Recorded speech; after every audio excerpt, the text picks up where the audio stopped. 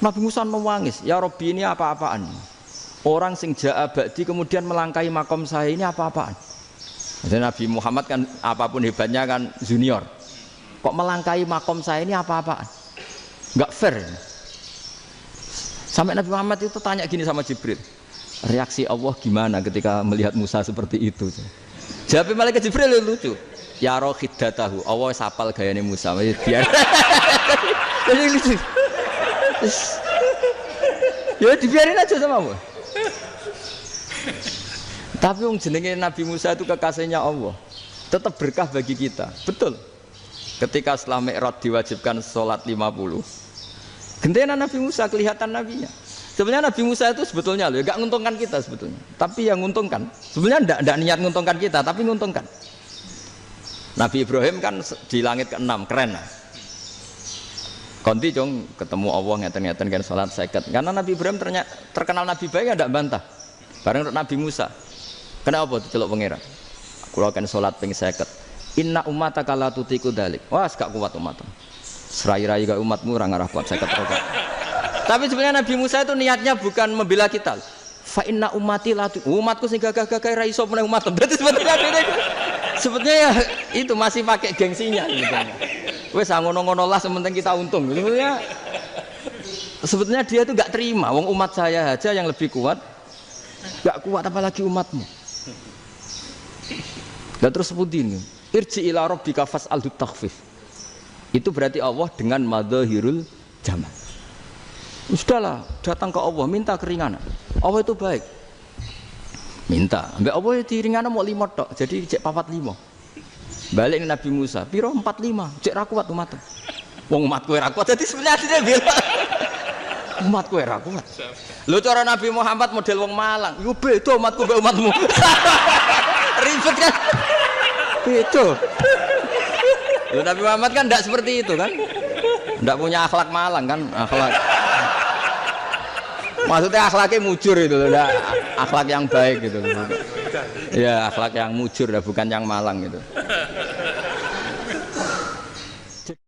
Mano, enggak tahu diambungkan Nabi Muhammad. Tanya Saudah malah orang arah diambung kalau Saudah itu kan wis tuwa itu. Lucunya istrinya jawab. Tanya Aisyah yang mungkin Nabi. Iya, yang mungkin tanya Aisyah. Itu yang usul ya istrinya Nabi Maimunah. Selalu Aisyah. Tanya Mbak Aisyah. Ya Amirul ya Ummul Mukminin gini-gini. Wah, Aisyah yang cantik masih perawan kan. Qabbalani Rasulullah bahwa oh Nabi biasa ngambung-ngambung pas Ramadan dan beliau tetap puasa. Akhirnya fakih ngarang kan wa takbil fi Ramadan wa tublah la tubtilu shauma ngambung ora. Iku ya udah biasa di sini. Ya nasib bojone ayu. Nah ini artinya seasik itu. Jadi garwane Nabi sing ngrasa rodok tuwa. Wah, aku ora tau. Kok Aisyah. Serilek itu dulu itu. Maksudnya orang-orang Islam pertentangan itu. Maksudnya ini ya balik semua ini bedanya orang pesantren sama orang kampus. Kalau orang kampus mau cerita agama itu rahmatan lil alamin, tapi nyontokno rileke ora iso. Agama itu rilek, tapi nyontokno rileke ora iso. Mergo ora pati ngaji. Contohnya ora iso, dadi mau gawe kaidah kok Islam itu rahmatan. Bukan. Paling. Boten seneng mriki berapa juga? Kau tangannya rektor, lainnya biar dibagi yang pimpinan, sikap provokator nih. Assalamualaikum warahmatullahi wabarakatuh. Bismillahirrahmanirrahim. Rabbi shrah li sadri wa yassir li amri wa hlul 'uqdatam min lisani. Allahumma shalli wa sallim ala sayyidina Maulana Muhammadin wa ala alihi wa sahbihi ajmain. Amma ba'du. Ini yang saya hormati pertama, pengatur saya ini, Profesor Dr. Haji Maskuri. Yang cara ngomong tidak kayak profesor, tapi kayak jurkam. Jadi kalau ciri utama akademisi itu kalau ngomong itu teduh, datar, runtut, sehingga memaksa orang lain itu menerima karena runtutan logika yang terbangun. Nah, kalau ini tidak, pokoknya kasar gitu, pokoknya orang itu. Ini agak lazim, agak dalam dunia ilmu. Semua wakil rektor, semua yang hadir yang saya hormati, saya seperti yang dikatakan moderator Pak Sinten, Bapak Anwar, bahwa memang saya tidak boleh terikat sama yang di belakang ini karena ini kayak apa ya, ada satu madhab yang anak-anak Unisma semuanya harus tahu, teman-teman di Unisma, menjelaskan itu tidak lebih baik. Jadi karena seakan-akan belum melakukan. Indonesia itu dulu kedatangan Islam itu tidak pernah dipertentangkan antara Islam dan negara, sehingga diskusi itu sudah salah karena para wali itu tidak pernah mempertentangkan Islam dan keindonesiaan atau kebinekaan. Satu, bahwa para wali itu misinya dakwah, di mana-mana dakwah itu pasti ketemu yang berbeda, mulai beda agama, beda pilihan madhab, beda tradisi, beda kultur.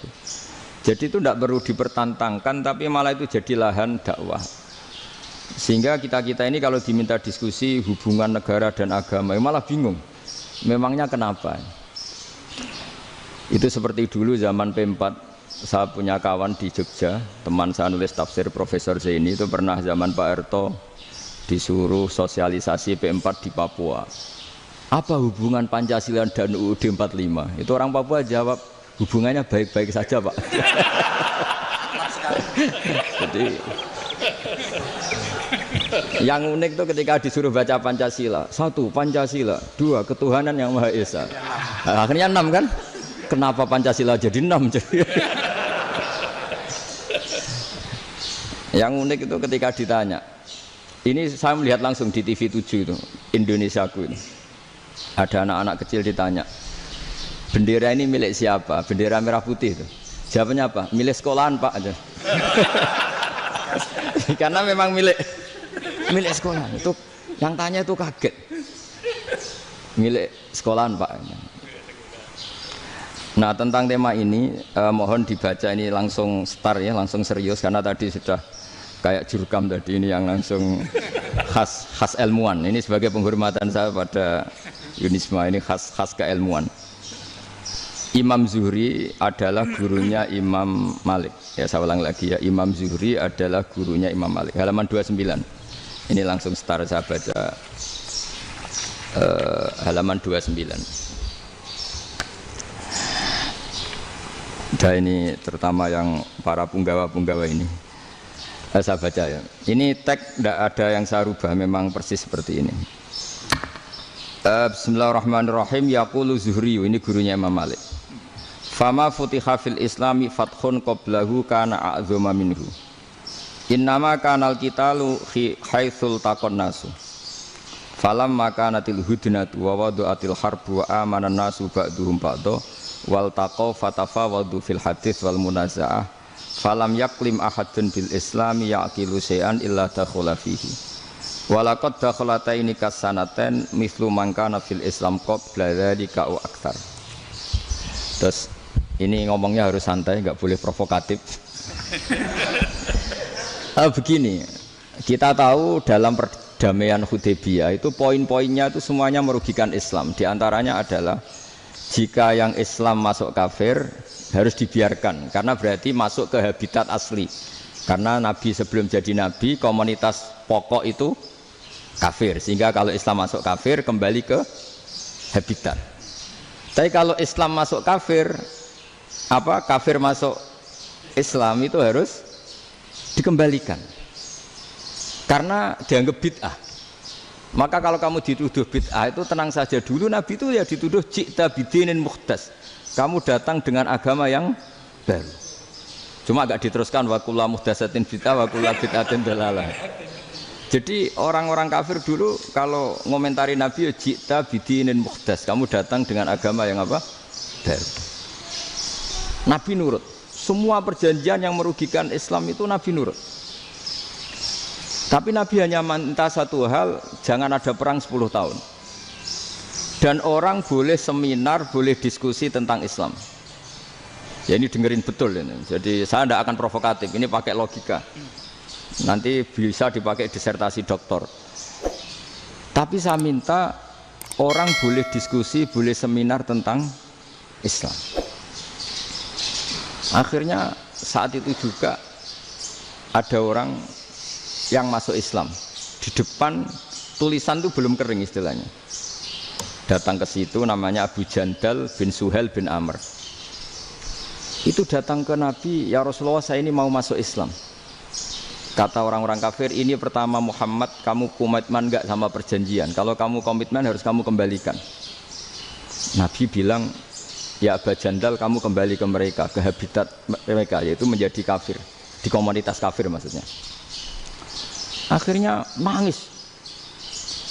Umar, Sayyidina Umar itu mendekati Abu Jandal, kemudian memberi isyarat supaya ngambil pedangnya. Jadi syaratnya wong ini baca ora wis. Maksudnya orang-orang kafir. Tapi Abu Jandal enggak mau. Singkat cerita akhirnya kembali ke komunitas kafir. Tapi yang dikatakan Imam Zuhri cara analisis. Ini enggak bisa pakai provokatif, harus pakai analisis. Innama kanal qitalu haitsul taqon nasu. Yang namanya perang itu menjadikan orang enggak berpikir jernih. Ini poin yang diambil oleh Rasulullah. Kalau dibahasakan Nabi curi kesempatan, masuk Nabi dikatakan mencuri, meskipun itu hanya bahasa ya. Enggak mungkin lah kita bahasakan seperti itu. Saya ulang lagi ya. Kenapa ada perang berkesinambungan? Sampai tahun ke-8 Hijriah. Mulai tahun kedua ada perang Badar, sampai tahun 8 Hijriah itu perang terus. Nabi sama orang kafir perang terus. Akibatnya apa Pak Profesor? Namanya perang itu ya enggak kau bermikir. Pokoknya agar ketemu Islam perang, Islam ketemu kafir perang, enggak kau bermikir. Padahal Islam itu bisa diterima oleh akal sehat, harus lewat diskusi, lewat pengamatan, lewat pemikiran, lewat pengendapan berpikir. Makanya Nabi tahu ini masalah besar. Kalau orang perang terus, itu gak kober mikir Islam, gak sempat diskusi tentang Islam. Makanya Nabi hanya minta satu poin. Oke, perjanjian ini saya turutin semua, tapi saya minta orang kafir semuanya boleh mendiskusikan Islam, boleh seminar tentang Islam. Mereka bilang iya, pada pikiran mereka kan diskusi paling piye. Ternyata betul, ada diskusi.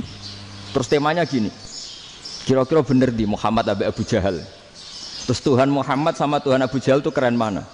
Diskusi. Tuhan Muhammad itu khaliqus samawati wal ardi, yang menciptakan langit bumi. Sebagaimana kampanyenya Muhammad. Ya mereka masih jangkar bilang Muhammad. Kalau Tuhan kita, ya berhala itu yang kita bikin, yang kadang rusak, yang kadang kudanan, terus lumutan, pokoknya terus diskusi.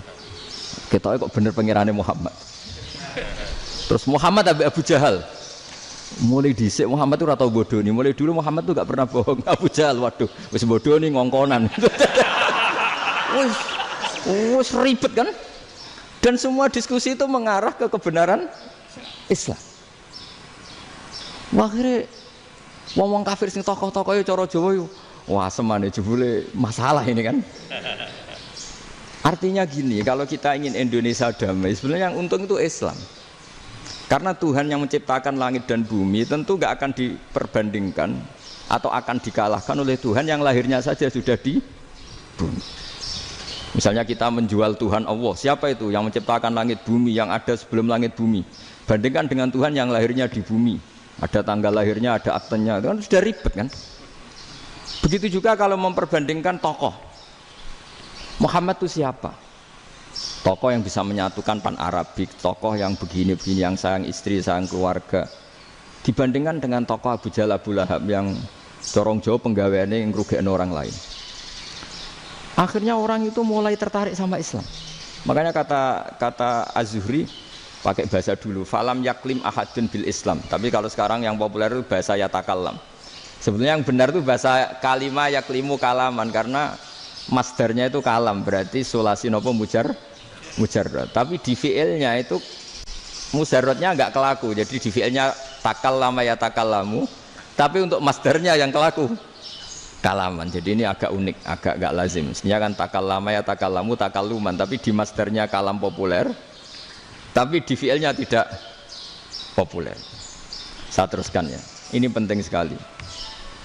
Jadi menjual Islam, kalau boleh dibahasakan menjual, itu tetap enak dalam kondisi damai. Karena kalau kita perang, itu bawaannya kalau ketemu ya perang. Kalau ketemu perang, sehingga orang itu rakober diskusi dulu. Saat benernya Islam sampai kafir itu bener di. Karena tidak kober diskusi, tidak sempat diskusi, orang yang milih yang kafir. Karena yang mayoritas yang kuat. Sementara Islam zaman itu lemah. Lah Nabi itu yang diminta hudnah, yang penting kita damai. Terus orang boleh mendiskusikan benar mana kita dan mereka. Ya setelah diskusi ya tadi kan nggak mungkin Allah yang begitu keren hebat pencipta langit bumi dibandingkan berhala yang mengurus dirinya sendiri saja tidak bisa. Walhasil terus orang mulai tertarik sama Islam dan aturannya nggak boleh dilarang diskusi itu. Nah makanya saya pernah ditanya beberapa profesor di Jogja, Gus suatu saat kalau kampus paling keren di Jogja ini ada Islamic Studies kemudian pengajarnya dari berbagai agama, ini riskan nggak bagi Islam? Saya jawab asal yang didiskusikan Islam itu nggak masalah, yang repot itu nak umat Islam. Karena kalau umat Islam yang jadi percontohan banyak raja yang dolim, banyak pemimpin muslim yang dolim, terus identik dengan Islam itu jadi dolim kan ribet. Ya kalau pas umat Islam, kalau Islam yang kumat kan jadi masalah kan. Nah ini kan terus jadi beda umat Islam sama Islam yang lagi apa? Kumat. Singkat cerita terus Islam mendapat posisi yang luar biasa. Nah makanya di sini diistilahkan falam makanatil hudnah, ketika ada perdamaian wa amanan nasu ba'dum ba'do, orang merasa aman, itu fatafawadu fil hadis wal munazaah. Mereka berdebat, munazaah itu berdebat. Keren mana konsep Muhammad dengan konsep Abu Jahal? Keren mana konsep Tuhannya Muhammad dengan Tuhan kita? Terus diskusi dan mereka akhirnya ikrar, wah yang benar ya Muhammad lah. Di mana-mana Tuhan tuh ya sebelum langit dan bumi, di mana-mana Tuhan ya punya reputasi menciptakan. Masa Tuhan reputasinya diciptakan kayak berhala dan sebagainya. Ibadah juga gitu. Ibadah wong kafir itu kalau tawaf itu telanjang, ibadah Muhammad santun pakai pakaian. Terus akhirnya mereka mulai tertarik Islam. Sehingga saya lihat di beberapa tafsir, saya memang tidak akan ngomong yang tidak serius, ngergani Unisba ben sawangane pemikir serius. Di Quran itu sampean lihat di tafsir Tobari itu ada ayat bal naqzifu bil haqqi 'alal batil fayadmaghuhu fa idza huwa zahid.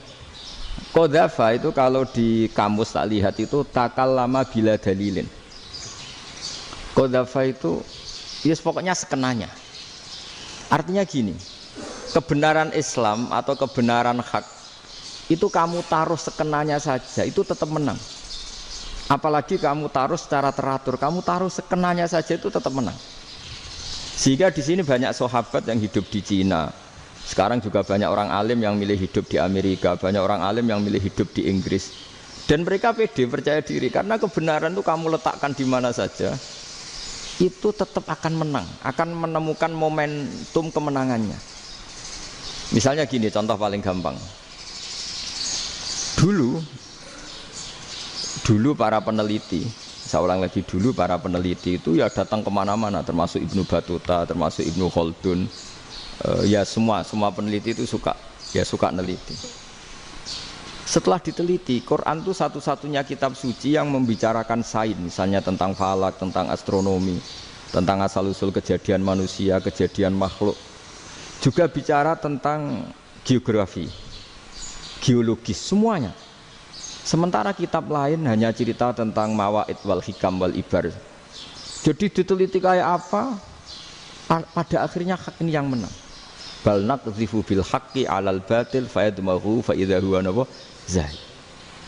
Saya berkali-kali cerita, ada ulama yang ahli matematika. Ketika ditanya kenapa kamu suka ngajar matematika, sampai muridnya itu ragu, ini guruku mlebu swarga ta ora, penggaweane mulang matematika. Tapi para muridnya bermimpi bahwa Imam Amudi itu disuruh ngajar para malaikat. Dan itu pede betul dia. Kata Allah, ini ulama saya yang iman kepada saya setingkat iman kamu. Jadi malaikat itu tidak mungkin Gusti kita menyaksikan langsung engkau, sementara ini di bumi nggak menyaksikan jenengan. Kenapa bisa sepede dan seyakin itu? Akhirnya Imam Amudi disuruh ngajarin matematika. Jadi Anda kalau profesor itu nanti harus sempat ngajari malaikat, itu baru benar-benar profesor. Jadi nanti di akhirat ngajari siapa? Malaikat. Jadi ada seminar yang melibatkan banyak malaikat, narasumbernya itu seorang profesor. Itu ketika kenapa engkau begitu yakin kalau Allah itu Tuhan dan Allah itu Al-Wahidus Shomad. Terus Imam Amudi mulai nulis angka gak beraturan. 2, 3, 4, 5 sampai 1 miliar, 1 triliun, semuanya enggak beraturan. Kata beliau, nisbatus naini wasalasa ila ma la nihayatalaha iku nisbatul far'i ilal asli. Mbok angka sebanyak apapun 2 dibanding 1 ya far'ul wahid, 3 dibanding 1 ya far'ul wahid. Semua angka yang enggak terhingga pun dibanding 1 semuanya far'ul wahid. Semua angka sebanyak apapun itu cabang dari angka 1. Fakullu hadhil awalim far'un minal wahidis somad, yaitu Allah Subhanahu wa ta'ala. Wakil malaikat tepuk tangan, iya juga. Jadi begitu juga ada ulama itu ahli gambar. Saya dulu ngaji sama Mbah Mun Al-Husunul Hamidiyah, itu kitabnya itu banyak gambarnya. Dan gale gambar yang ngawur betul, mangga ahli gambar. Saya lepol, terus sempurna lele. Semua gambar bangunan, gambar sapi, pokoknya gambar. Ternyata dia menemukan Tuhan itu dari gambar. Gambar serapi ini atau seruwet ini sama. Gambar rapi sama ruwet itu sama kalau dalam pandangan tauhid. Dimulai minan nuqtah al-wahidah. Kowe cek gambar sing rapi sing indah, cek gambarmu elek, dimulai dari 1 titik. Dan titik ini nuqtatil wujud, yaitu Allah Subhanahu wa ta'ala. Jadi nak cara ahli tauhid gak penting gambare api, menang lomba atau ora penting. Butuhe hadis surah ini gambar baik yang rapi maupun ndak adalah min nuqtah dari 1 titik. Ya, alam raya sebanyak ini mbok gambar mbok ora, cek mulai Mars sampai Jupiter kabeh semua bentuknya yang banyak ini semuanya min nuqtatil wujud, yaitu dari titik wujud. Ini kok Allah Subhanahu wa ta'ala. Di sini hebatnya ulama-ulama, mbok dia pengajar matematika, mbok pengajar gambar, semuanya dipakai perangkat untuk tauhid. Nah, itu kan juga bagian dari Islam damai, Islam yang sangat tidak perlu perang untuk orang dipaksa Islam. Enggak perlu provokatif kayak tadi pidatonya rektor jenengan tadi. Jadi ciri utama ilmuwan tuh kalau ngomong datar tapi logikanya enggak terbantahkan, itu ciri khas ilmuwan. Kalau ciri khas politikus kalau ngomong itu keras. Provokatif lah kira-kira gitu. Tapi isinya biasa. Nah, saya berharap nanti semua profesor doktor itu datar tapi isinya kualitasnya bagus ini. Mentes. Jadi makanya terus kata ulama, kenapa diistilahkan balnat zifu bil haqqi? Kenapa pakai qadzafa sementara qadzafa maknane takallama bila dalil? Maksudnya bila dalil di sini itu min ghairi ikhtiyajin ila dalilin. Kebenaran itu memang enggak butuh dalil. Apa kita perlu dalilnya apa? Buktinya apa? Kalau 3 itu cabang dari 1. Wong gendeng yang takok gitu pasti orang gendeng. Wong 3 cabang dari 1 kok ditanyakan buktinya apa? Itu min awalil bidah. Pertama orang pasti tahu kalau 3 itu far'ul wahid. 1 juta juga far'ul wahid. 1 miliar juga far'ul. Gambar yang sebanyak apapun ya dimulai dari 1 titik, cek gambar benar maupun yang tidak. Akhirnya apa? Ulama dulu itu sebegitu rileks nerangkan tauhid. Lalu kenapa asma ini yang ya ini kan khas NU ya, khas pesantren. Sebenarnya saya keberatan pakai istilah khas NU, pakai khas pesantren karena NU itu anaknya pesantren, jangan dibalik pesantren anaknya NU karena sebelum ada NU itu ada pesantren. Tapi kayaknya Unisma lebih suka pakai bahasa NU dan saya ya agak-agak orderan yang terpaksa disuruh ngomong. Ini agak apa ya, agak kacau sebetulnya ini agak kacau. Jadi NU itu sama pesantren itu tua pesantren. Jadi NU dilahirkan pesantren, bukan dibalik pesantren dilahirkan NU. Sehingga barokahnya didirikan pesantren ini. Kadang nyuwun sewu sekali berbahashim itu kadang ide besar beliau itu ora dituruti wong NU. Jadi Mbah Hasim cara kula kok dadi Mbah Hasim ya mangkel. Mbah Hasim itu ngarangno kentong. Nggih ngaramno beduk, tapi wong NU nganggo kentong. Beduk. Dan uniknya Mbah Hasim enggak tersinggung. Karena ciri khas pesantren itu membolehkan perbedaan apa? Pendapat. Itu masyhur khilafnya Mbah Hasim sama Mbah Fakih Mas Kumambang itu sampai dikitabkan. Saling ngeritik, saling macam-macam lah. Jadi cara berpikir Mbah Hasim ketika Nabi rembukan, ini gimana ya cara menentukan waktu sholat ya? Ya pakai kentong ya Rasulullah, zakalin nasoro itu untuk orang Nasrani. Ya pakai buk itu trompet, zakalil Yahud itu untuk orang Yahudi. Terus, ada yang usul lagi pakai api ya Rasulullah, Dzakalil majusi itu orang majusi. Setelah itu ada orang datang lari-lari cerita mimpi azan tadi. Ya itu terus dipakai sarana pemanggilan sholat ya azan itu. Sehingga Mbah Hasyim menolak kentong. Karena mantas sababi qaumin fahuwa minni. Beliau keras sekali sampai bilang haram. Beliau judulnya ya haram. Al-Jasus Antakhrimin Nakus. Setelah naskah itu sampai ke Mbah Fakih Mas Kumambang di Gresik situ, di daerah Dukun situ. Dulu nggak ada WA ya, jadi sampainya ya lama. Makanya saya sampai sekarang nggak punya WA, karena ya saya ulama kan, kalau WA-an terus ya jadi ulama. Nggak jadi ulama, main WA-an terus itu. Nah itu termasuk rektor nggak kau bermikir itu mesti kebanyakan WA. Karena kan otaknya didikte oleh sesuatu yang masuk. Sesuatu yang dilihat itu kan pasti mendikte kita. Beda kalau yang nggak WA-an kan mikir apa kita yang menentukan. Kalau WA-an kan kita ditentukan. Mau mikir anaknya butuh apa gara-gara WA informasi Jakarta mikir Jakarta. Padahal secara kewajiban ngapain kamu orang Malang mikir Jakarta. Gara-gara WA mikir Jakarta belum selesai ada berita di Sulawesi, mikir Sulawesi. Habis itu mikir NTT. Makanya semua orang sekarang merasa tokoh nasional gara-gara informasi yang masuk itu nasional. Jadi Mas Yo RT yang mikir gimana Gus Indonesia kok. Ada RT loh. Sampai lupa kalau dia itu RT. Jadi semua orang sekarang merasa tokoh nasional. Dan itu gara-gara apa coba? Akhirnya semua orang juga punya ide tentang nasional. Harusnya negara itu gini-gini. Jebule wonge sing duwe ikon itu sapa? RT. Ribet kan? Saya teruskan, setelah naskah itu sampai ke Kiai Fakih Mas Kumambang, beliau itu marah besar. Ini harus dilawan, dan saya bukan karena benci Mbah Hasyim. Beliau teman saya ketika ngaji Kiai Mahfud di Mekah. Jadi Mbah Fakih dan Kiai Hasyim itu teman ketika ngaji di Mekah. Terus cara ngelawan tuh lucu. Lucu. Gak ilmiah, tapi gak ilmiah wong alim tetap ilmiah. Di mana-mana serupa itu tidak sama. Ya kalau mungkin zaman Nabi di Madinah itu, zaman itu kentong itu identik dengan milik Nasrani. Di Indonesia beda. Pos kampling ya kentong, kebakaran ya kentong, wae sarapan orang di LP ya pakai kentong.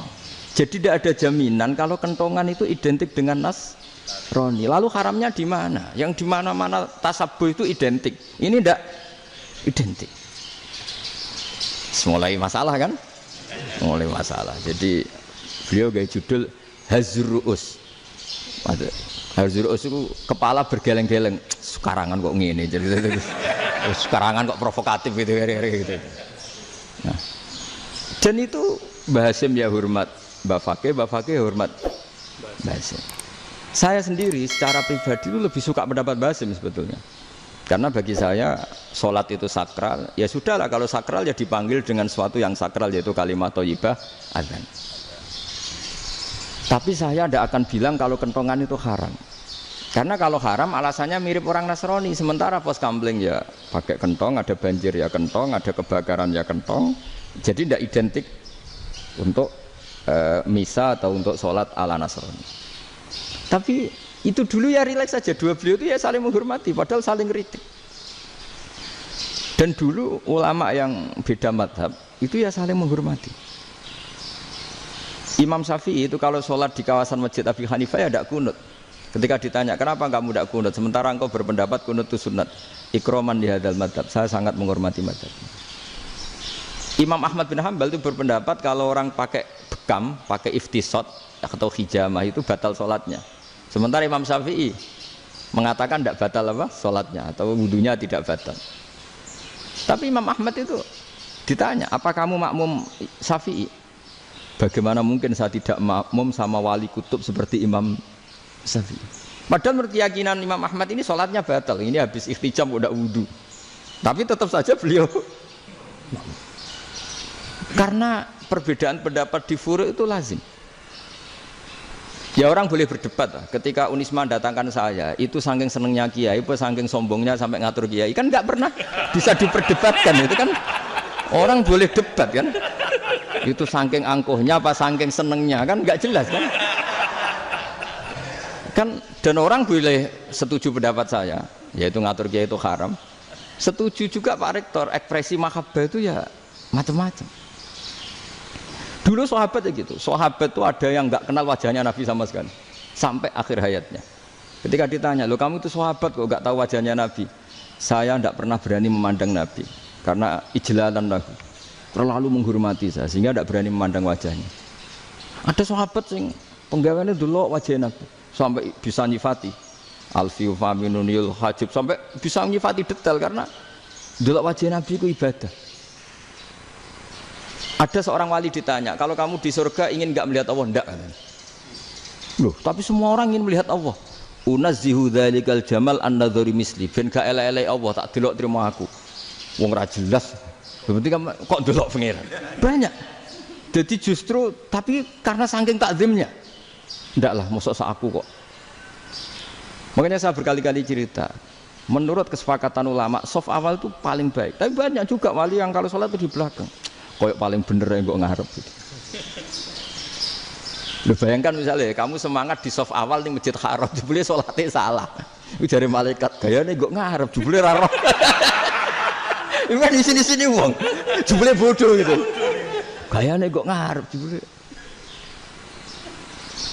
Coba orang kalau sowan Mbah Mun yang berani di depan itu kan ya ketuanya atau jubirnya kan.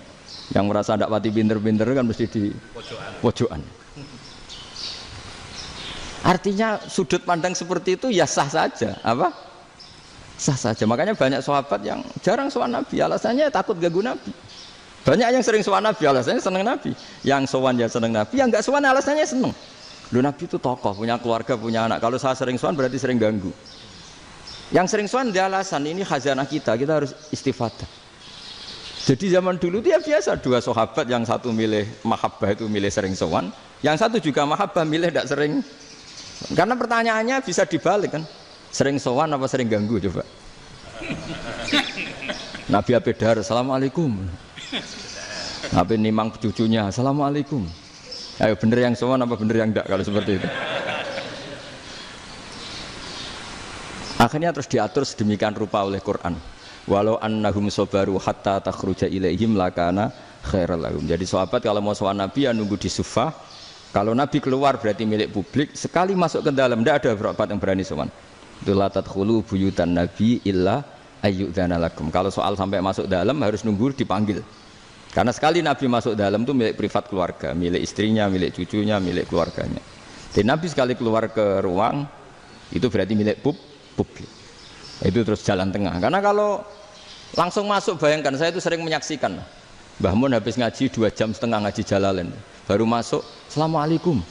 Padahal yai mungkin mau ke kamar mandi, mau ini itu. Jadi dulu itu Quran sangat modern. Sebelum ada dokter ngatur tamu, rektor ngatur tamu itu Islam sudah modern. Dia kan gak fair kan? Misalnya saya ke Unisma harus janjian pakai ini, terus kalau misalnya ke sini selonang-selonong kan lucu kan, mentang-mentang kiai terus juga sowan-sowanan selonang-selonong. Padahal kalau kita mau ke mereka pakai protokol. Sering tidak fair dunia ini, tapi karena aku kiai ra oleh gelo ya sudah. Akhirnya saya memutuskan gak gampang kemana-mana karena itu. Saya sering didatangi ajudannya menteri, "Gus, mau ada tamu dari Jakarta tanggal ini, mesti saya bilang, mereka milih tanggal yang mereka kosong. Kok tidak mikir apa saya pas itu kosong? Tak jawab enggak lah, sebelum diatur bahasanya dan tawaduknya gitu. Akhirnya dibalik, datang lagi, "Gus, jam jenengan kosong apa, kita menyesuaikan." Lah itu lagi dia akhlak kata saya. Itu baru punya akhlak kata saya. Bukan masalah ini, bukan masalah gengsi ya. Saya sendiri itu dolan ke alumni itu jarang, karena ya takut. Kiai kan ya nganggur, jam 9 nganggur, jam 10 nganggur. Bisa saja alumni itu kerja di pabrik, bisa saja yang latihan ekonomi di pasar. Sehingga kalau saya datang jam 9, iki kiai sing nilai santri ini, apa kiai sing ganggu santri. Nah karena orang ini melakukan rutin, gak kok berpikir, pokoknya ini jenenge silaturahim. Mau nyerah kok berpikir, padahal kalau diangen-angen, ini kiai yang nilai santri ini, apa kiai yang ganggu santri ini karena datang di jam kerja. Nah, bayangkan kalau kebenaran dulu itu dikawal oleh satu peradaban perang. Jadi Nabi sesuai diangen-angen oleh Nabi. Perang Badar menang Nabi, perang Uhud menang wong kafir, perang ini gonta-ganti. Apapun itu yang penting satu kesimpulannya, cara Rasulullah kesimpulannya satu. Orang tidak kober mikir kebenaran secara mengendapkan pikiran dengan pikiran jernih. Maka hebatnya Nabi ketika perjanjian, pokoknya saya minta enggak ada perang. Dan orang yang boleh mendiskusikan Islam. Itu luar biasa idenya Nabi. Karena bawaan perang itu wong kan enggak kok bermikir. Ibarat seorang misalnya senang satu perempuan, ketemu rivalnya langsung perang kan enggak mikir. Tapi kalau kau bermikir, diangen-angen cawe wedok iku ora seneng aku. Untungnya apa untuk wong ayu ora seneng, malah mau loro hati. Terus sudahlah, buruan dialihkan kemana kan gitu. Itu nak mau amen WA nan tukaran lewat SMS atau tarung langsung ora kau bermikir. Tapi kalau kau bermikir, akhirnya berpikir nih. Perempuan tadi sebenarnya yang disenangi siapa? Oke, ternyata senang Pak Erick. Sudah kita ngalah. Karena tidak ada nikmatnya kan menikahi perempuan yang sama sekali tidak mencintai kita. Tapi kalau nak kau berpikir pokoknya diprovokasi, wah kowe kalah mbek A, kowe kalah mbek B. Pikirannya kan ojo sampai kalah. Bareng wis menang ternyata ada lah. Nah bayangkan Islam itu seperti itu dulu, dipertarungkan. Wong Islam itu dinu aklin, agama yang diterima dengan akal sehat. Tapi sekarang ukurannya perang. Yang menang berarti benar, yang menang benar. Kan terus jadi repot. Itu Nabi tidak ingin, makanya Nabi ingin sudah lah, nggak ada perang. Nah makanya kata Imam Zuhri, fathul Islam terbaik adalah orang boleh diskusi tentang Islam dan tidak ada perang. Lagi-lagi penting, tidak perang itu penting, silmun itu penting, perdamaian itu. Setelah tidak ada perang, akhirnya fatafawadu fil hadis wal munazah, orang boleh diskusi apa saja, termasuk boleh adu polemik. Konsep satu Tuhan dan Tuhan banyak diperdebatkan. Akhirnya Nabi secara rileks bisa menjelaskan, Muhammad, urusan kita banyak. Kalau Tuhannya satu tidak cukup, Tuhan harus banyak untuk menyelesaikan berbagai urusan. Ada Tuhan bagi rektorat, bagi macam-macam kan. Ada Tuhan untuk ngurusi utang, ngurusi BPKB, macam-macam. Terus kata Rasulullah, enak saja Nabi jawabnya. Ya kalau kamu punya majikan banyak, perintahnya beda-beda, kamu mangkel enggak, bingung enggak? Ya susah mat, kalau majikannya banyak, perintahnya beda-beda, kita jadi repot. Senang mana? Senang majikan satu. Ya sudah, Tuhanmu itu majikan kamu. Kalau Tuhannya banyak, perintahnya macam-macam, kamu yang repot. Akhirnya sudah mat, Tuhannya satu aja. Nah, itu ya barokahnya diskusi tadi, barokahnya enggak perang. Daraballahu mathalan rajulan fihi syuraka'u mutasyakisuna wa rajulan salamal lirajul hal yastawiyani masalah. Terus alhamdulillah. Jadi orang yang paling kafir pun saat itu taslim. Nah ini kembali ke kalimat la ilaha illallah. Saya tidak perlu provokatif, pasti teori saya itu benar. Bukan saya bilang benar itu karena sombong, enggak. Ini sesuai teks. Misalnya begini, benar enggak kelompok takfiri yang suka ngafirkan orang lain? Itu pasti tidak benar. Logikanya gampang. Orang yang kafir 70 tahun saja dengan melafadzkan la ilaha illallah menjadi muslim. Masa dengan kalimat yang sama yang muslim menjadi kafir? Itu logikanya kan enggak ketemu. Orang kafir 70 tahun untuk menjadi muslim disuruh baca apa? La ilaha illallah. Tapi gara-gara baca la ilaha illallah nyekel patok jadi kafir. Pertanyaannya, loh ini kalimat apa? Kalimat untuk mengkafirkan apa kalimat untuk mengislamkan? Karena yang kafir dengan kalimat itu menjadi Islam, ternyata yang Islam dengan kalimat itu menjadi kafir. Itu ketemu enggak cara logika itu kan enggak ketemu kan?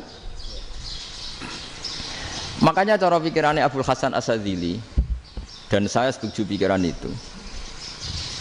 Istighfar ini boleh orang Jawa Timur protes karena kadang beda manhaj, tapi jangan protes saya, protes Abul Hasan Asyadzili, kualat mesti sampean.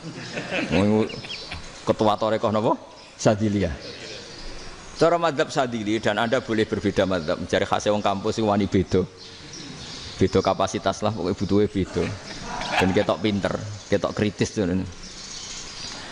Cara madzhab Abul Hasan Asyadzili itu gini Pak Rektor. Jadi istighfar itu baik. Tapi ba'da kamali tauhid, setelah tauhidnya itu benar. Alasan beliau masuk akal. Ketika ada ayat fa'alam annahu la ilaha illallah wastaghfir li dzambik. Bihadil kalimah. Jadi orang boleh istighfar setelah tauhidnya benar. Alasannya Abul Hasan Asyadzili begini. Qul lil ladzina kafaru iyantahu yughfar lahum ma qad salaf. Katakan kepada mereka yang kafir, sekali mereka tidak kafir, maka otomatis dosanya masa lalu diampuni. Pertanyaannya, yang bisa menghentikan kekafiran itu kalimat apa? La ilaha illallah.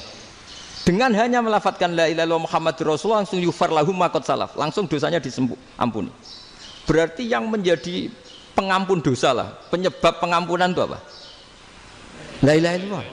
Itu bahkan orang kafir belum istighfar. Loh, di ayat itu kan Allah enggak mensyaratkan setelah la ilaha illallah istighfar baru diampuni, enggak. Asal la ilaha illallah langsung yufar lahum maqad salah. Saya ulang lagi ya, jelas ya. Jadi kulil ladzina kafaru iyantahu yufar lahum maqad. Nah, sekarang iyantahu, mereka berhenti dari kafirnya. Syaratnya pakai apa? La ilaha illallah Muhammadur, itu langsung yufar lahum maqad. Artinya apa? Ghufranullah itu bisa didapat hanya dengan mujarrodut tauhid, yaitu hanya dengan melafadzkan kalimah thayyibah. Dan sahnya istighfar juga berdasar kalimah thayyibah itu. Misalnya gini, orang kafir sebelum Islam melafadzkan astaghfirullah, astaghfirullah, astaghfirullah, kira-kira diterima enggak? Enggak kan? Karena syaratnya istighfar ba'dat tauhid. Nah, makanya dalam adab Sadili istighfar itu setelah la ilaha illallah. Karena cara pandang ya seperti itu. Jadi fa'lam annahu la ilaha illallah wastaghfir li dzambi. Jadi dengan kebenaran tauhid saja ini sudah cukup kita insya Allah layak diampuni. Karena innallaha la yaghfiru ayyusyraka bihi wa yaghfiru ma duna dzalika liman yasha. Jadi orang yang tauhidnya benar itu bisa diampuni Allah asal tauhidnya benar. Itu Allah ngendikan liman yasha wa yaghfiru ma duna dzalika liman yasha. Dawe Imam Suyuti walam yakun liman yastaghfir. Jadi orang yang bertauhid secara benar meskipun gak sempat istighfar itu tetap potensi diampuni. Karena bawaan tauhid itu sudah menjadi layak diampuni. Kayak orang kafir sekali ngelafatkan kalimat tauhid mbok gak istighfar langsung diampuni. Nah, karena melihat seperti itu terus orang berlomba-lomba memperbanyak jumlah lafaz la ilaha illallah. Jadi kita yang alim, kita semua, saya tidak bilang saya, kita termasuk yang di pinggir-pinggir saya ngaku alim yang orang masalah lah, soalnya kita semua yang alim-alim itu tahu bahwa la ilaha illallah itu super, sudah bawaannya tauhid, juga punya kelayakan diampuni. Nah, kemudian nasib kita agak sial, malah kalimah ini dituduh bid'ah, dituduh khurafat. Mergo Nabi nggak pernah tahlilan, Nabi nggak pernah. Nabi gak pernah tahlilan, kalau diartikan Nabi ratau maca la ilaha illallah, aneh gak kalimah itu. Nah, ini provokatif ini. Jadi ini sudahlah, keanehan-keanehan ini kita terima karena ciri utama wali, ciri utama ulama itu wa'udhu fisabili, harus pernah disakiti. Jadi kalau Unisma sakit kalau dituduh apa? Dituduh bid'ah itu berarti belum calon ulama. Anjar ulama itu wa'udhu fisabili, harus disakiti. Jadi kalau kamu disalahpahami itu ya harus santai. Provokatif tadi. Iya, termasuk provokatif tadi. Termasuk diatur tadi itu. Jadi kalau cara berpikir kan, karena mereka itu memang kalau kita turutin itu memenya itu terlalu, kadang menghujat kita itu. Enak ya jadi GNU, ada orang mati datang, kiainya dapat makan, dapat rokok, terus pulang gitu. Jadi apa, terus kita kayak tersangka terus. Kita kan kayak tersangka terus, tertuduh terus itu. Terus yang orang NU ya memenya juga nggak kalah ekstrimnya. Boleh ya ajaran orang nggak boleh ngasih kiai gitu. Berarti boleh dong ajaran kikir. Jadi memang kadang apa ya, cangkem elek lah bahasa kasarnya itu. Itu memang kadang lebih mengenakan.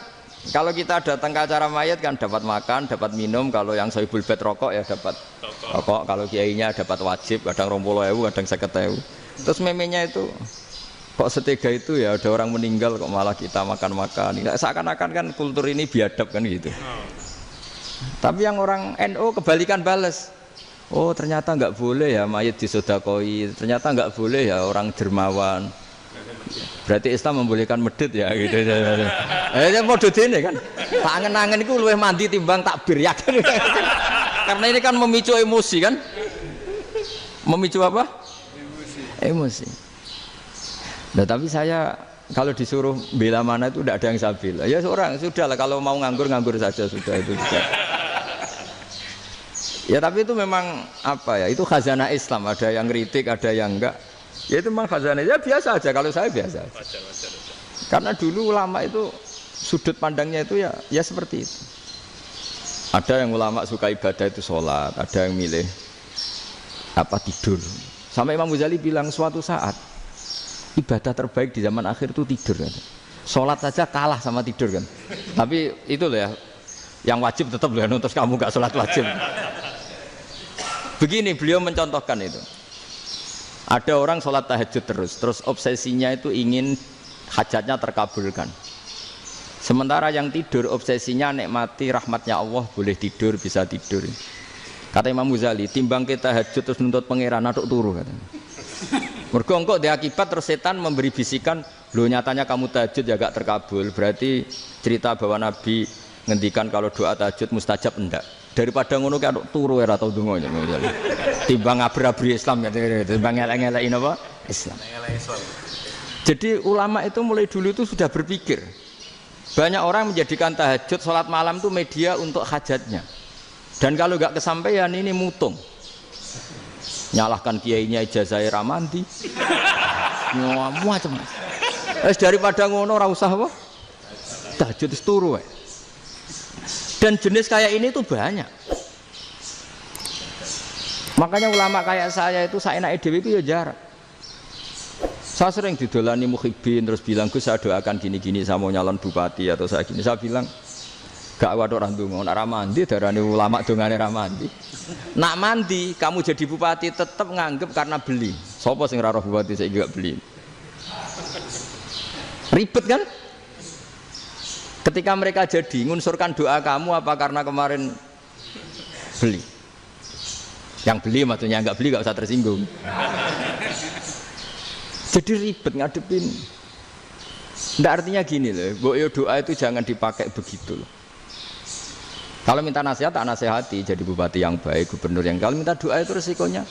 Akhirnya kiai kalau diminta doa ya doa sebenarnya diisinya itu enggak doa kemenangan. Selamat. Itu nggak selamat gitu. Karena ribet. Makanya Islam itu doa itu setelah iman. Aturan iman benar baru doa. Aturan iman benar termasuk Allah itu yaf'alu ma yasha, boleh melakukan yang dikehendaki. Allah enggak boleh terdikte oleh doa kita, enggak boleh. Ya saya ulang lagi ya, mazhab Hasan Asyadzili ini khas kita.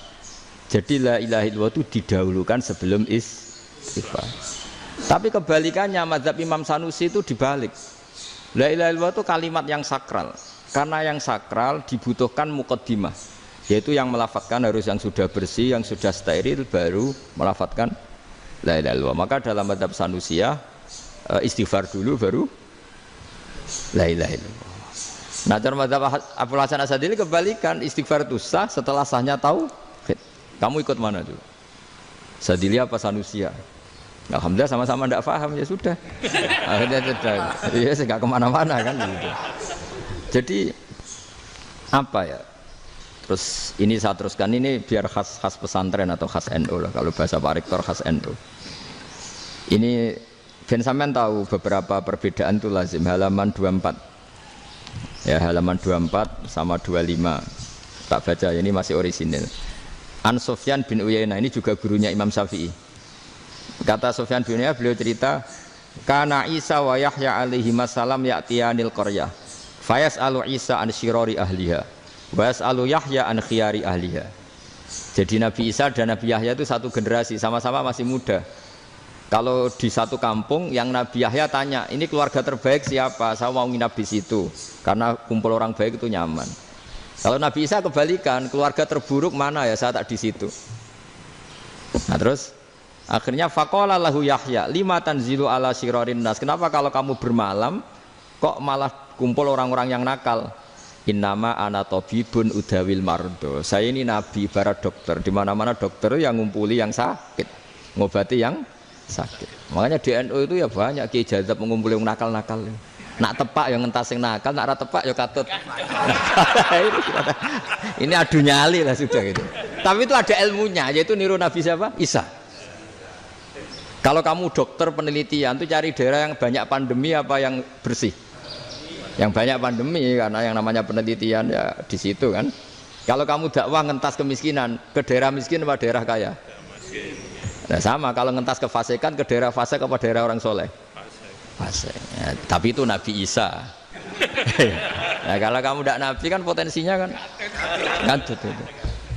Tapi setidaknya bahwa kita sering disalahkan karena punya beberapa tokoh yang ngancani fasek-fasek, itu sebenarnya ada dalilnya, yaitu Nabi siapa? Isa. Nah terus masalah tegas dan lunak. Ketika ada mahasiswa misalnya pacaran, boncengan lanang dan perempuan, itu pilihan kita apa? Kalau tegas, terus gak mau mendengar kita. Misalnya gini contoh gampang, tak beri contoh Pak D. Jangan orang tua, nanti secara fikih itu beda. Nah ini kan kita orang pesantren, biasa ngaji fikih detail. Kamu Pak D seorang perempuan, mahasiswi misalnya, sering pacaran. Setiap ke situ sama pacarnya kamu diam saja. Padahal kamu dosen keislaman. Mesti pamanaan kamu nyimpulkan, ternyata pacaran itu tidak apa-apa. Buktinya Pak D itu tidak negur, menengai. Ini berarti as-sukut alal mungkar. Tapi kebalikannya, Pak D ini terkenal keras. Nak rono mesti ada aku ponaan. Akhirnya yura rono, mesti ngerti nak mesti diamuk. Nah, dua orang ini sama-sama gagal kan? Yang lunak menjadikan ponakannya pacaran terus karena enggak negur sehingga dikira membolehkan. Sing keras juga enggak sempat bina wong rono era wani. Akhirnya dua orang ini sama-sama enggak ketemu, sama-sama enggak berkesempatan membina kan? Gagal membina kan? Karena yang keras ponakannya enggak pernah situ, berarti enggak bisa bina kan? Yang lunak membiarkan berarti juga ada bina. Nah Islam itu antara dua itu, ya agak terlalu lunak, nggak terlalu keras. Karena kalau terlalu keras, misalnya ada kiai terlalu keras, lu masyarakat mau tanya itu gimana? Lari kan? Lu saya ini punya pengalaman pribadi. Saya ini kan kecelok orang alim. Itu kalau pernah ya saya itu berusaha ya pokoknya ya umumnya orang alim lah. Tenang, terus anteng, nggak gejlok-gejlokan. Itu nggak ada yang tanya. Saya mimpi ketemu beberapa ulama itu disalahkan. Terus umat saya kalau mau tanya itu ke siapa? Wong alim wis wibawa, meneng tambah banget wibawane. Bala Quran sering gejlok rektor macam-macam. Terus wong wanita kok. Saya biasa ke pasar pandangan dicegot orang. Gus, putri saya itu sering keluar darah tapi melebihi batas haid gini-gini. Kalau badhe sowan jenengan, gak usah sowan ning kene mbek ngadeg-ngadegan. Terus tanya, yang haid berapa hari, Gus? Ya supaya rudat ilal adat sebelum dia punya penyakit istighadah itu berapa? 6 hari ya sudah, kembali 6 hari lainnya mustahadah, tetap sholat, tetap normal. Tapi kalau saya wibawa moro pasar go tasbih duwilu iku mesti wong salaman njaluk donga yakin. Tapi baru kayak rada uraan ketemu wong-wong, dol pening ndi? Mak pening ndi? Gus beneran Gus ketemu jenengan kula wingi badhe tuwa kok. Akhirnya tanya. Jadi uraanku itu amdan. Lho nek sampean asli, asli uraan. Karena ndak uraan lah tetap ndak wibawa kan. Jadi baru kayak uraan itu ya banyak. Saya itu kalau ngantor di Jogja itu banyak orang yang tanya. Ya biasa tuh tanya macam-macam. Karena saya uraan. Ke pasar ya orang, bahkan di bis sering ketemu orang. Wah beneran Gus kalau badhe sowan jenengan badhe tanya ini. Ya sudah di sini aja. Jadi semua itu diilmoni. Nah, Nabi itu punya sisi yang dua-duanya jalan. Memang beliau luar biasa, dipilih Allah yang luar biasa. Nabi ketika wibawa itu banyak sahabat yang bahkan mengenali wajahnya aja tidak bisa. Ka'anna ala ru'usihim at-tayr. Bayangannya seakan-akan di kepalanya itu ada burung yang takut terbang. Saking antengnya. Tapi Nabi sekali mengeluarkan job, sekali santai, itu sahabat tanya itu sampai yang nggak pantas ditanyakan. Nabi saya tadi kumpul istri saya, tapi tidak inzal itu wajib mandi ndak. Aro'aita law anna ahadana ya'ti imro'atahu walam yunzil. Itu ya ditanyakan. Nabi pun kumpul itu betul sakit inzal sepundi. Gak bisa betul lagi. Terus ya ada yang tanya macam-macam. Ya saking ada sahabat dipanggil Nabi tambah lari, dipanggil lagi tambah lari. Pas jenengan nyeluk, oh pas kula kumpul bojo kula. Lah kula kuwatir jenengan orang suci, saya belum mandi, makanya saya lari. Nabi ngendikan innamal mukmin thahir, ya nak masalah ketemu kiai ora apa-apa ijek junub. Sementing kok nak salat ya adus sik. Tapi Nabi sekali pakai mazahirul jalal, tapi pakai wibawanya, itu orang enggak berani ngomong. Tapi sekali Nabi rileks, itu orang bisa tanya apa saja, termasuk halal yang enggak pantas. Lalu ada sahabat itu tanya lucu, tanya Maimunah. Maimunah itu ya cantik tapi sudah agak tua lah. Maimunah, ya umal mukminin, hukumnya ngambung bojo pas Ramadan ubi. Wah gak roh aku, gak tahu diambungkan Nabi pas Ramadan. Tanya Saudah, wah malah orang-orang diambung kalau Saudah itu kan wis tuwa itu. Lucunya istrinya jawab, tanya Aisyah yang mungkin Nabi, iya yang mungkin tanya Aisyah. Itu yang usul ya istrinya Nabi Maimunah. Selalu Aisyah, tanya be Aisyah. Ya Amirul ya Ummul Mukminin gini-gini. Wah, Aisyah yang cantik masih perawan kan. Qabbalani Rasulullah bahwa oh Nabi biasa ngambung-ngambung pas Ramadan dan beliau tetap puasa. Akhirnya fakih ngarang kan wa takbil fi Ramadan wa tublah la tubtilu shauma ngambung ora. Iku udah biasa di sini. Ya nasi bojone ayu. Ndak ini artinya seasik itu gitu. Jadi garwane Nabi sing ngrasa rodok tuwa. Wah, aku ora tahu ya. Kok Aisyah. Serilek itu dulu itu. Maksudnya orang-orang Islam pertentangan itu. Maksudnya ini ya balik semua ini bedanya orang pesantren sama orang kampus. Kalau orang kampus mau cerita agama itu rahmatan lil alamin, tapi nyontokno rileke ora iso. Agama itu rilek, tapi nyontokno rileke ora iso. Mergo ya rapati ngaji. Contohnya ora iso, tapi mau gawe kaidah mau Islam itu rahmatan. Jadi Nabi itu lah, Allah juga gitu. Allah itu kalau sudah memperlihatkan madzahirul jalal itu mbok malaikat Jibril rawani ketika Allah dengan madzahirul jalal. Tapi kalau Allah dengan madzahirul jamal, madzahirul apa? Jamal. Iku yo gojol-gojol kan sampai makhluke yo gojol. Yo buli-bulian cara sakniki. Ya sampean delok ning hadis syafaat itu, akhiru man dakhalal jannah atau akhiru man kharaja minan nar itu di beberapa judul. Ada seorang rojul yang ahli neraka ya, dintas mbek pangeran terus ditudono swarga. Gusti, swarga sengiler tok ora wong wayu, roh wis wong ngiler tok. Ngerjaluk Gusti mosok roh tok ora oleh mlebu. Jarimu asal mlebu metu kon neraka ora jaluk-jaluk meneh. Sumpah lho ya, gak jaluk apa-apa meneh. Mboten Gusti. Sekali saya keluar dari neraka ndak akan minta apa-apa lagi. Wis. Wallahi, wallahi, la as'alu ghairah. Mesti ghairah khoslah, ghairah tilkal khoslah. Ya niku selain keluar dari neraka saya tidak akan minta lagi. Didono swarga wong do kelon seru wibet kan. Sing bojone elek kan dendam dadi ini swarga iki. Swarga wis macam-macam. Gusti mosok roh tok ora oleh mlebu. Jarine ora janji ra njaluk meneh. Akhire ya wis didelokno neraka. Jadi pangeran jawabe gampang didelokno neraka. Roh neraka begitu menyakitkan, begitu ngeri. Sudah Gusti saya tidak minta surga, sementing nggak masuk neraka. Rabbana srif anna adzaba jahannam. Setelah lama itu diadepno swarga njuk mlebu swarga, terus diadepno neraka. Akhirnya ya sudah. Saiki mlebu swarga gak apa-apa. Iku jawabe lucu. Atas taziu bijinan ngenyek kula. Wong karuan ra di swarga kok mlebu swarga. Terus akhirnya mlebu swarga, bareng mlebu swarga tamanna, sangen-angen sembok jaluk apa? Orang angan-angan yang indah-indah laka wa asratu amsal ya siku tak turuti wa asratu amsalih lan lipatan ke-10. Jawabe wong lanang ya lucu. Atas tazi ubi wa anta rabbul alamin. Jenengan pangeran kok ngenyekan. Maksudnya wis karuan aku ora pantes. Terus jare pangeran la astazi ubika walakinni ala ma asya'u qadir. Aku gak ngenyek kowe, pancen aku pangeran. Nuruti kowe iku iso. Jadi Allah sendiri ketika dengan madzahirul jamal itu malaikat ya ono sing wani bantah. Masyhur itu kan malaikat sing bantah pangeran atas alufia mayufsidu fiha wa yasfikut dima. Karena Allah dengan madzahirul jamal. Sing paling masyhur Nabi Musa. Nabi Musa itu ketika Nabi Mi'raj. Nabi Mi'raj itu beliau kira-kira di langit keempat lah yang masyhur atau kelima. Ngelangkahi. Nabi Musa menangis, "Ya Rabbi ini apa-apaan? Orang sing ja'a ba'di kemudian melangkahi makom saya ini apa-apaan?" Jadi Nabi Muhammad kan apapun hebatnya kan junior. Kok melangkahi makom saya ini apa-apaan? Enggak fair. Sampai Nabi Muhammad itu tanya gini sama Jibril. Reaksi Allah gimana ketika melihat Musa seperti itu? Jawab malaikat Jibril lucu.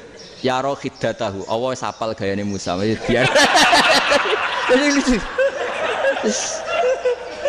Ya dibiarin aja sama Allah.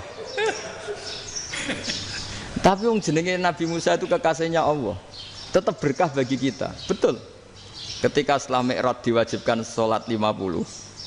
Gentena Nabi Musa kelihatan nabinya. Sebenarnya Nabi Musa itu sebetulnya loh, enggak menguntungkan kita sebetulnya. Tapi yang menguntungkan, sebenarnya enggak niat menguntungkan kita, tapi menguntungkan. Nabi Ibrahim kan di langit ke-6, keren lah. Konti jong ketemu Allah ngeten-ngeten kan sholat 50. Karena Nabi Ibrahim terkenal Nabi baik enggak bantah. Bareng Nabi Musa. Kenapa diceluk pangeran? Kula kan salat ping 50. Inna ummataka la tutiku dzalik. Wah, gak kuat umatmu. Serai-rai gak umatmu ora ngarah kuat 50 rokaat. Tapi sebenarnya Nabi Musa itu niatnya bukan membela kita. Fa inna ummati la umatku sing gagah-gagah ra iso meneh umat. Berarti sebetulnya ya itu masih pakai gengsinya gitu. Wes ngono-ngono lah sementing kita untung. Sebetulnya dia itu enggak terima wong umat saya aja yang lebih kuat. Enggak kuat apalagi umatmu. Dan terus sebutin irji ila rabbika fas'alhu takhfif. Itu berarti Allah dengan madzahirul jamal. Sudahlah, datang ke Allah minta keringanan. Allah itu baik. Minta, ambek Allah itu ringanan mau 5 tok. Jadi cek 45. Balik ke Nabi Musa, piro 45, cek ra kuat umat. Wong umatku ora kuat. Jadi sebenarnya dia bilang umatku ora kuat. Lho cara Nabi Muhammad model wong Malang, yo beda umatku mbek umatmu. Ribet kan? Beda. Lho Nabi Muhammad kan enggak seperti itu kan? Enggak punya akhlak Malang kan? Akhlak. Maksudnya akhlaknya mujur itu loh, akhlak yang baik gitu loh. Ya akhlak yang mujur, bukan yang Malang gitu. Jadi Nabi ya manut. Tinggal 40 kan, dikurangi lagi 35 sampai 9 kali kan, masyhur itu. Ya kan kalau dikurangi 55 kan berarti turun naik kan 9 kali. Itu setelah 5 itu Nabi Musa aja usul masih ragu. Itu cara Nabi munggah nentek. Ini entek ya. Terus iya doa tuntas betul. Sebebas. Terus munggah ado-ado lha opo? Ngapain itu? Akhirnya Nabi Muhammad sudah sampun ya kalimah Allah. Saya ini malu sama Allah Musa. Sudah 9 kali dan diturutin terus. Jadi Allah kalau dengan madzahirul jamal itu Nabi Musa biasa nego sama Allah. Tapi ketika Allah dengan madzahirul jalal itu Nabi Musa enggak berani. Yaitu di hadis syafa'ah. Hadis syafa'ah ketika manusia datang ke Nabi Adam, ya tuna Adam. Ya Adam anta abul basar ngene isfa'li ana inda rabbik. Kamu saya minta mensafaati kita. Nabi Musa, Nabi Adam inna rabbi qad ghadibal yawma ghadaban lam yaghdab qablahu mislah wa la yaghdab ba'dahu mislah. Ini Allah sedang murka besar dan tidak akan murka seperti ini lagi. Sudah saya tidak berani nafsi. Nabi Ibrahim enggak, termasuk Nabi Musa ketika di itu ya enggak berani. Karena Allah dengan madzahirul jalal. Itu Nabi Musa enggak berani.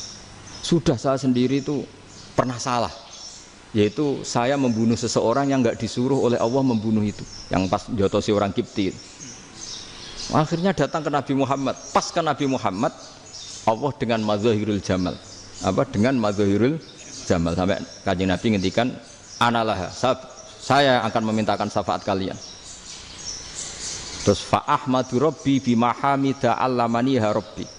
Saya muji Allah dengan pujian-pujian yang orang lain tidak tahu, hanya saya yang diajari, kata Rasulullah. Nah di sini menurut banyak ulama termasuk kitab yang saya baca, kenapa Muhammad sebagian namanya Ahmadu. Itu dari af'al tafdil fa Muhammadun Ahmadu min ghairihi. Muhammad Rasulullah itu kalau muji Allah di atas cara mujinya nabi yang lain. Jadi Ahmadu bukan dari fi'il mudhari' lil mutakallim tapi dari af'al apa? Tafdil. Fa Muhammadun Ahmadu min ghairihi. Bahwa Kanjeng Nabi Muhammad sallallahu alaihi wasallam itu cara mujinya Allah di atas pujian para nabi. Makanya di sini Sayyid Ali Zainal Abidin kalau muji hamdal hamidin wa fauqa hamdil hamidin. Jadi pujian saya ini di atas rata-rata cara mereka apa? Memuji. Yaitu sirinya apa? Nabi itu tahu bahwa akhirat itu tidak bisa batasi Allah. Kamu tidak bisa nyemprit Allah. Allah, ini akhirat loh. Amal sudah ada manfaat. Ingat itu. Tidak bisa seperti itu. Allah itu nggak bisa tunduk sama konstitusi yang bernama akhirat. Artinya Allah meskipun di akhirat tetap duwe hak yaf'alu ma yasa atau yaf'alu ma yurid. Nggak bisa kamu terus wah ini akhirat amal ra iso dikirim wong mati, amal ra iso dikirim. Yo pangeran kok mbok atur. Kalau kita yang mengirimkan tidak bisa, tapi kalau Allah tetap bisa.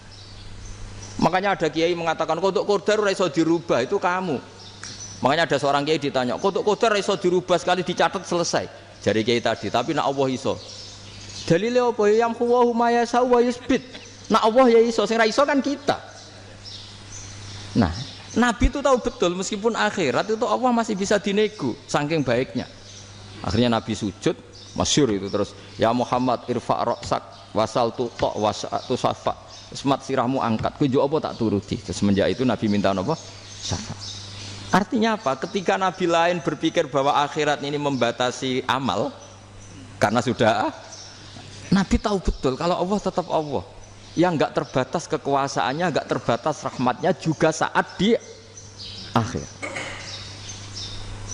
Makanya disebut fa Muhammadun Ahmadu min ghairihi. Makanya wa mubasyiran bi rasuli ya'ti mim ba'di ismuhu Ahmad. Jadi makanya terus banyak GNU sing macam-macam lah. Sing ana sing potongane wedi terus hati-hati. Iku berarti makome Madzhirul Jalal. Ana sing amen guyon nek makome Madzhirul Jamal. Ana sing ra jelas ngene iki, wis ra jelas. Nak guyu buanter kok nangis yo buanter. Jebule urusan utang. Lah ini sudah yang udah. Jadi makanya yang rileks saja. Sebenarnya agama ini santai, rileks karena agama ini harus bifarohin wasururin. Enggak boleh agama ini dibawa dengan kekerasan, dengan antisosial. Karena agama ini harus kul bi fadlillah bi rahmati fa bidzalika falyafrahu, harus senang, harus rileks. Makanya saya jadi kiai itu senang takutnya gini. Sekali saya tidak senang jadi presiden buruk. Ternyata jadi wong alim raina itu contohnya. Sampai merengut terus uripe susah. Nanti orang tidak berani jadi orang alim. Makanya saya buktikan bahwa saya lebih bahagia dibanding rektor. Nanti orang ingin jadi rektor semua, gak ingin jadi orang alim. Saya pernah ketemu sekian rektor di Jogja tanya, Gus, kenapa jenengan bela-belain pesantren sampai segitu? Kan keren kampus NU, sekarang ada Unisma, ada NU Jogja, ada NU Jepara gini. Terus tak bilangin gini, sampai rektornya itu istighfar kan. Saya bilangin gini, ini sekaligus tak kasih tahu ini rektor Unisma ini. Tak bilangin gini, andai kan tidak ada kiai kayak saya itu Islam bisa tutup. Kok bisa Gus? Misalnya ada perempuan haid faqal adat. Itu kalau untuk tahu hukumnya haid daftar dulu ke Unisma. Daftar dulu kan? Setelah daftar nunggu pelajaran haid. Baru tahu haid setelah 3 tahun dari masalahnya gitu. Tapi baru kayak kiai ketemu saya di jalan, Gus anak kula nu haid ngeten-ngeten mboten normal hukumnya piye? Oh, hukumnya ngene dibalekno ning adat. Ora usah registrasi, ora usah daftar. Jadi ya harus ada istighfarnya lah. Unisma juga harus istighfar, semuanya harus istighfar. Karena ada sisi yang nggak mewakili kebutuhan Islam. Tapi saya sebagai kiai juga istighfar. Karena fakta hukum mengatakan yang boleh jadi KUA yang jabat, yang boleh kemenak yang punya gelar. Dan ini yang mengawal Islam secara undang-undang karena mereka yang bikin. Nah, karena kiai tidak punya gelar tidak bisa jabat di situ. Saya juga istighfar. Jadi tidak sampai entok yang istighfar. Karena yang kebutuhan ini terwakili yang punya gelar. Tapi yang punya gelar juga harus istighfar tadi. Mosok kepen roh hukum haid ngenteni kuliah se. Itu aja nanti nunggu guru yang pas mata pelajaran itu. Terus kapan dekne salate wong jawabannya belum ketemu. Tapi baru kayak saya kan ketemu di jalan tanya. Gus saya sering ketemu. Gus saya ini bapak angkat. Mau nikahkan putri saya, itu gimana itu kalau cerita wali sebenarnya anak saya sok, kalau nggak cerita nggak sah karena saya bapak angkat. Itu banyak. Hanya tak akali ya sudah wali yang sebenarnya taukil pada hakim tanpa diketahui, tapi hakikatnya itu taukil hakim. Itu kan tidak gampang. Dan tapi kalau tanyanya di kampus registrasi dulu, daftar dulu, baru tahun berapa ada pelajaran itu? Semester 5 baru tanya. Iya kan? Semester 5 ya? Iya. Oh, itu kan. Jadi jangan kira terus sistem Unisma itu yang terbaik di dunia, enggak juga kan, enggak juga. Dan sistem-sistem yang lain maksudnya ada. Tapi sistem kiai lho, Mbah Mun juga sering pesen saya, kowe kudu seneng pegawai negeri. Piye-piye sing jaga agama pegawai negeri. Kemarin pas acara 7 harinya Gus Robah sama matur itu di depan para kiai. Setelah saya jadi kiai ya itu nyata. Islam di Papua, di NTT yang bawa siapa? Dokter negeri. Ya kan? KUA negeri. Barokahnya mereka negeri dijamin negara kan? Barokahnya muslim berkebutuhan Islam. Akhirnya bikin musola di situ, bikin masjid.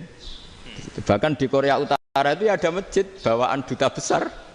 Karena banyak duta besar muslim berkebutuhan masjid. Yang bisa gini itu yang negeri apa yang swasta? negeri lah. Di sini kiai tidak mewakili semua kebutuhan apa? Islam. Tapi kampus juga enggak, kampus Islam sekalipun tidak memenuhi semua kebutuhan Islam tadi. Masa orang tanya kan nunggu semester berapa tadi? Semester 5 masih daftar dulu. Nunggu pelajaran itu. Payahnya pas ketemu dosennya, saya tidak pernah ribet kan? Mas dosennya cowok gitu. Jadi sudahlah, makanya ini. Iya, makanya ini kan bentuk kearifan lah. Jenengan ngakui fungsi kiai kayak saya itu bentuk kearifan. Saya juga ngakui jenengan itu butuh kearifan. Saya sering didolani KUA itu. Itu rata-rata ya didikan kiai.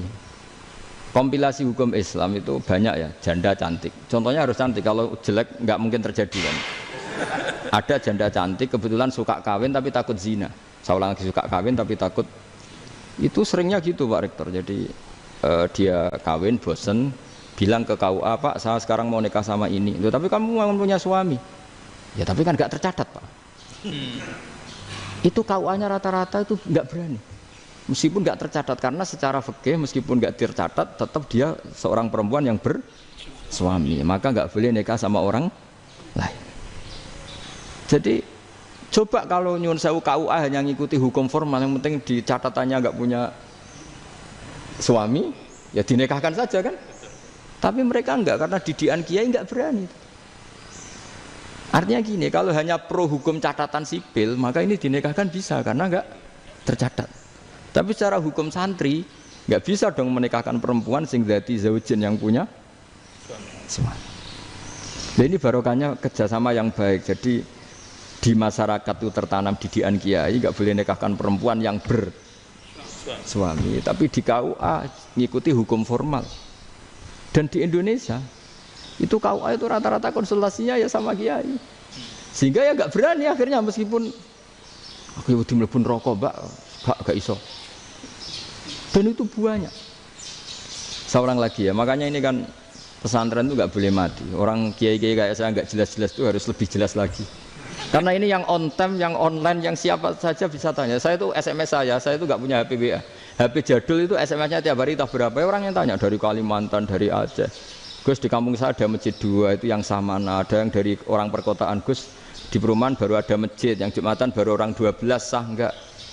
Ya langsung saya jawab, sah. Dalilnya ini. Ya sudah. Nah, tapi kata Imam Syafi'i gini harus orang 40, itu madzhab Syafi'i, dalam madzhab yang lain gini-gini. Itu kalau tanya rektor itu kan ribet. Masuk ajudan dulu, asisten dulu, panjang.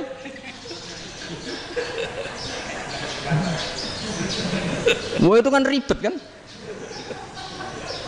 Memanggil dosen, dekan VAI dipanggil, dekan VAI nggak mau langsung jawab, cari dosen yang nekuni itu. Usul fikih, saya nekuni itu baru seminar, nunggu dulu mbak, ini orangnya baru. Panjang kan? Bisa tutup Islam kalau kesuwen. Coba kalau tanya kiai kan nggak ketemu di jalan. Dulu Mbah Zubair kata Mbah Mun, saya termasuk santri yang diapresiasi Mbah Mun.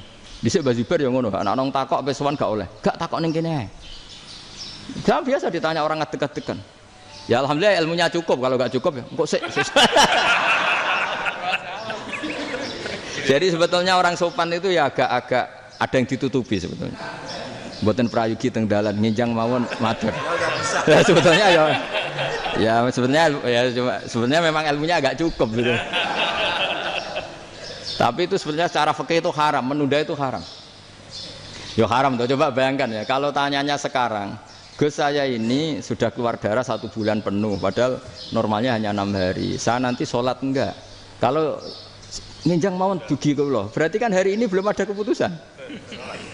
Sholat apa enggak kan? Tapi karena modus tadi, boten prayogi nggih ngendikan ngoten teng dalan nginjang tengen kula. Itu kemungkinannya 2, sopan atau goblok, itu saja. Kayaknya kalau sopan enggak lah. Kayaknya enggak lah kata saya. Karena secara fikih itu jelas haram. Bagaimana mungkin sesuatu yang harus dipraktekkan nanti duhur dijawab besok, berarti duhur, asar sampai subuh belum ada jawaban, berarti enggak ada sholat kan? Ya, makanya dibutuhkan orang-orang alim yang kultural seperti ini, dan NU menghormati kultural. Tapi Mbah Mun juga sangat menghormati Islam formal, karena tadi produk-produk formal itu bisa dilembagakan oleh negara, dan itu kita ikut untung. Makanya Mbah Mun itu kalau punya tamu KUA, punya tamu polisi sampai pejabat itu. Kenapa saya contohkan KUA supaya jangan kira seperti pendapat orang-orang hasud, wah ya mesti aja disolani presiden seneng, menteri seneng, enggak juga. Sebenarnya semua kiai itu mulai KUA sampai polisi, polsek, polres itu seneng semua. Karena sama-sama diajak mengawal bangsa ini, diajak mengayomi semua masyarakat. Tapi kadang-kadang masyarakat ngeritiknya, jenenge kiai disolani menteri ya seneng presiden. Padahal yang sowan kiai itu ya mulai KUA, Kapolsek, kepala desa, RT, mudin. Itu mudin kalau tanya ya lucu-lucu. Gus kalau nate nyembelih pitik kemanian, pitike gede man.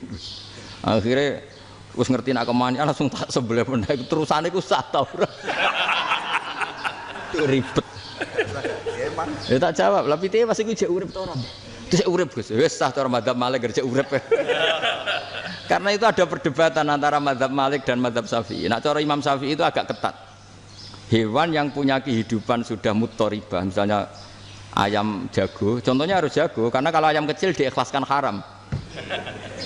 Jadi, yang cilik wae kan gitu. Fikih itu ya, fikihnya orang Indonesia itu pecundang. Kalau ayam kecil nggak ditanyakan, mate ra wis. Kalau jago, jago ditabrak truk kejet-kejet. Andai kan nggak disembelih pun mesti mati. Itu cara mazhab Syafi'i itu haram.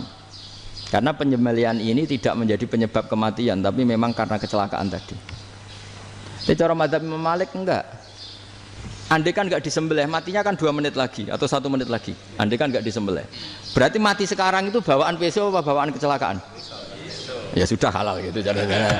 Nah akhirnya ya saya bilang ya sudahlah kita semuanya Malik.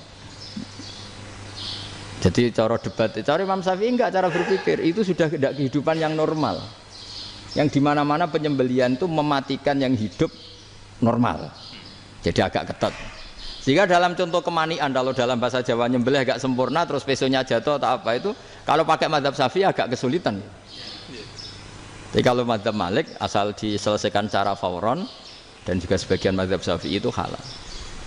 Nah orang mesti tanya gitu, Gus, wedhusku tabrak truk, man Gus kejet-kejet. Nak pitik cilik ra ditakokno. Makanya termasuk kritiknya Mbah Mun, tapi ini mazhabnya Mbah Mun ya. Kamu boleh ikut boleh ndak karena ini urusan ndak penting. Dewe wong-wong lucu, nak ditakoki yuyu muni haram mergo amfibi. Yuyu ngerti sampean? Yuyu nggih. Tapi nak ditakoki kepiting muni halal. Mergo nak yuyu haram gak eman, nak kepiting eman. Besar.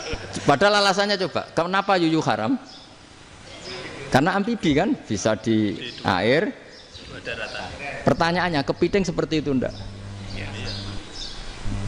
Nah, tapi kepiting kalau haram kan eman. Karena besar. Karena besar kan. Kalau yuyu silahkan haram kan gitu. Artinya apa? Fikih kita ini agak-agak pecundang gitu, agak-agak pertimbangan. Iya, ini lucu kan? Kualitatif. Coba alasannya yuyu haram karena apa? Amfibi kan?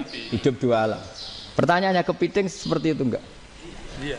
Iya, kenapa kalau orang tanya, yuyu haram apa halal? Rata-rata jawab haram. Tapi kalau kepiting mulai khilaf. Loh mestinya kan sama kan? Nah itu karena unsur imannya. Iya tadi. Saya juga sering melihat tonggo-tonggo itu. Ayam cuwilik sakmene ketabrak truk, enggak ada yang tanya. Jago. Tapi saya pernah jalan-jalan di Narukan sini. Ono jago ketabrak, sing duwe langsung marani kula. Pas saya naik motor, Gus ini halal apa haram? Nak langsung kula sebelah halal apa haram? Wis kanggo kowe halal kanggo halal. Karena saya tahu tak jawab haram mesti kecewa itu. Aduh. Kiai ini beratnya kan. Ya akhirnya ya saya setelah itu Fatihah Imam Syafi'i ngapunten nih umat kula nu ora siap madzhab jenengan tuh ndak siap. Untuk mazhab ini tidak sama. Iya kan akhirnya pakai madzhabnya Imam Malik tadi. Ya tak Fatihah Imam Syafi'i ini mboten niat nglawan jenengan. Tapi ngobati tiang eman. Mergo pitike besar itu. Jadi ini kan ceritanya itu makanya yang rileks saja lah bahwa Islam ini yang rileks, yang menyenangkan karena ya agama ini harus menyenangkan. Raditu billahi robba. Raditu itu senang banget, ridho itu puas. Enggak boleh beragama pertuntungan terus emosinan, ya marem atau raditu itu marem jadi yang nyaman. Ya saya kira demikian. Assalamualaikum warahmatullahi wabarakatuh. Pelajari lho Pak Rizky. Ya, bagus. Pon rasa. Alhamdulillah. Satu aja yang di sini benar. Oh, satu aja. Nggih. Syarat. Nggih, damel syarat. Jadi mungkin ada satu pertanyaan aja. Satu saja. Bukan keluhan. Bukan keluhan. Ini mumpung Gus Bak pada Madhohirul Jamal nih. Iya, Madhohirul Jamal. Sebentar lagi sudah jalan. Sebentar lagi sudah Madhohirul Jalal. Jadi gak kena ditakoni. Monggo setunggal mawon. Mikir. Ya bagus. Niki ambil. Nggih. Ampun dawa-dawa terus ya, Gus. Ya jagal-jagal ya. Assalamualaikum warahmatullahi wabarakatuh. Saya Fadil, alumni Unisma yang kuliahnya paling lama. Masih di jalanan. Gus, pertama saya muhibin jenengan ngikuti 3 tahun terakhir kayaknya. Sepertinya ketika Mbah Hasyim Asy'ari hadir di tahun 1900-an sampai mendirikan itu kok suasananya sama seperti Gus Baha hadir di tengah-tengah situasi genting Indonesia ini. Saya kira yang memunculkan nama Gus Baha di banyak media online yang saya amati itu malah awalnya dari kelompok bukan kita gitu. Dan itu kami melihat bahwa apakah nanti 1926 dan 2026 satu abad NU, saya kok termasuk orang yang punya apa ya semacam harapan gitu Gus Baha bisa, ya mungkin kalau beliau Mbah Hasyim Rois Akbar, sekarang Rois Am, nanti ada istilah barulah tengah-tengah antara Rois Am dan Rois Akbar. Karena setiap satu abad harus ada mujadid dan kami berharap kamu aja tak angkat.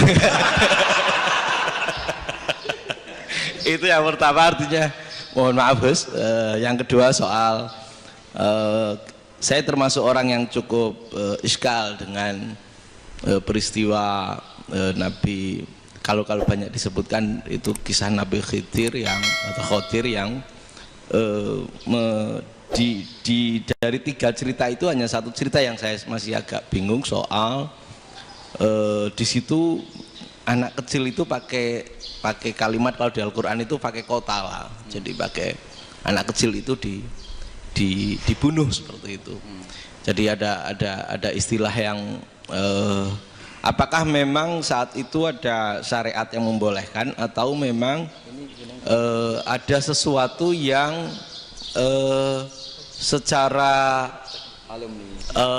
secara dari Allah Subhanahu wa taala memang itu dibolehkan untuk Nabi Khidir. Jadi di antara semua cerita itu saya yang agak iskal yang itu. Kalau yang kisah soal membocorkan itu mungkin masih bisa masuk ya, tetapi apakah sudah ada ilmu psikologi yang sangat tinggi sehingga kalau ada anak-anak yang idiot itu atau apapun istilahnya yang sekarang itu boleh dilakukan tindakan begitu gitu. Nah ini saya lebih provokatif dari Pak Rektor biasanya. Artinya mohon maaf karena pemahaman saya ada 2 pendekatan ilmu yang masuk, satu seperti Nabi Musa, yang satunya seperti Nabi Khidir. Mudah-mudahan ada sedikit penjelasan. Siap Gus, terima kasih. Dan yang terakhir mudah-mudahan karena Indonesia situasi terakhir saya kira kita ketahui lagi pandemi seperti ini Gus, jadi saya juga ingin pendapat Gus Baha, apakah ini situasi pandemi corona itu Allah sedang Madhohirul Jamal atau Madhohirul Jalal? Terima kasih. Assalamualaikum warahmatullahi wabarakatuh. Assalamualaikum warahmatullahi wabarakatuh. Monggo langsung mawon Gus. Ini provokatif ini kayak. Loh di situ aja kamu tanya kok terus mirip. Siapa Fadil ya?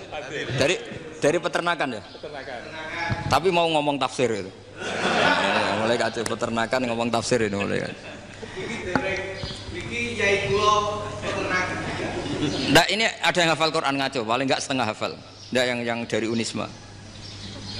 Nggak begini, ayat itu kan ditutup wama fa'altuhu an amri, ya saya maknani wama fa'altu lan orang nglakoni ingsun hu ing kabeh sing kasebut an amri mergo kepinginanku ingsun.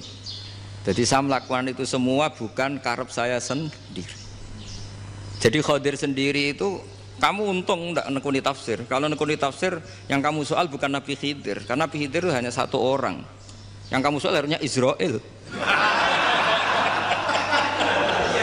Itu tidak rektor, tidak kiai besar, tidak siapa saja dihabisin itu.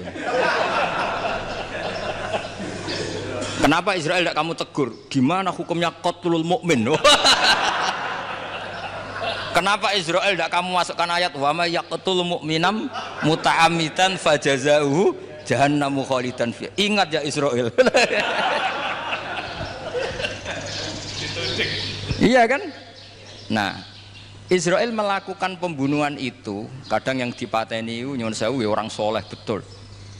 Tapi wae kabundut ya kabundut. Itu Israel juga tidak atas pilihannya, tapi karena perintah. Nah, Khadir itu bukan nabi syariat, kira-kira mirip kayak Israel, karena beliau bukan nabi syariat. Jadi ini agak aneh, ini kan orang nekuni tafsir kayak saya sampai berjilid-jilid kitab. Saya kemarin mata saya agak sakit karena saya nangis itu sudah 2 hari. Bukan mikir sampean, tapi mikir ilmu ini harus ada yang mempertahankan. Karena apa ya, nekuni ilmu itu kan ribet. Kalau yang nekuni ilmu terus dosen terus rektor itu ya agak ada fasilitasnya. Kalau nekuni ilmu kiai itu naruh keramat kan taqabbalallahu minna minkum taqabbal ya karim. Iya, tapi saya alhamdulillah keramat, jadi ya tetap hidup itu terus. Saya ulang lagi ya. Harusnya Mas Fadil itu kalau nekuni itu yang disoal tuh Nabi Khidir. Nabi siapa? Apa malaikat siapa? Israel. Karena itu korbannya lebih banyak. Pertanyaannya, Israel kena enggak oleh aturan ayat wa may yaqtul mu'minam muta'ammidan fajazaahu? Kan enggak. Karena semua itu wa ma fa'altuhu an amri. Saya lakukan ini. Mungkin ngaji kamu enggak khatam sih, mau delok fakotalah itu. Itu Nabi Khidir pasti tersinggung, enggak baca belakangnya itu. Ya karena jurusan peternakan itu. Atau salah gurunya yang ngajar. Ya. Daripada nyalakan satu orang mendingan 2 ya. Jadi kalau ngaji itu khatam, sehingga ngerti ayat itu kan ditutup wa ma fa'altuhu an amri. Nah, menurut Ibnu Hajar Al-Asqalani yang nyarai Bukhari, dan ketika itu cerita tafsir ayat itu, wa hadza dalilun ala anna Musa afdhali minal Khadir. Justru ayat-ayat itu menunjukkan Musa itu lebih utama ketimbang Nabi Khidir, karena Nabi Khidir monoton melakukan apa saja yang diperintahkan Allah, sementara Musa tetap dengan gugatan syariatnya. Beliau gak terima ada orang main membunuh. Aqtal tanafsan zakiyatan bi ghairi nafs laqad ji'ta syai'an nukra. Nah, sur'atu Musa ila nahyil munkar itu menunjukkan beliau Nabi ulil azmi. Jadi Nabi Musa langsung sikap, wah ini tidak benar kamu, padahal sudah ada perjanjian, kamu tidak boleh bantah. Tapi Nabi Musa lebih ngeboti syariat, lebih memihak syariat, nahi mungkar itu wajib. Justru itu menunjukkan derajatnya Nabi Musa fauqal Khadir. Makanya Nabi Musa tetap gugat, nggak bisa dong, ini nafsan zakiyatan kok kamu bunuh. Maka itu jadi ilmu. Nabi Khidir pada akhirnya nyuwun sewu ya tidak bisa jawab. Makanya beliau menutup wa ma fa'altuhu an amri. Sebenarnya saya sendiri itu ya tidak punya alasan. Jadi kalau Israel kamu tanya, ini gimana ini? Wong melarat mulai cilik, meh sugih mbok pateni. Mbok yo baro ben sempat sugih gitu. Ini kuliah paling lama urung sempat urip penak. Nah itu kan mbok yo mateni wong kira-kira lah nek wis sempat mapan sempat. Lho andai kan Israel pakai aturan syariat kan mateni orang kan jadi kira-kira lah.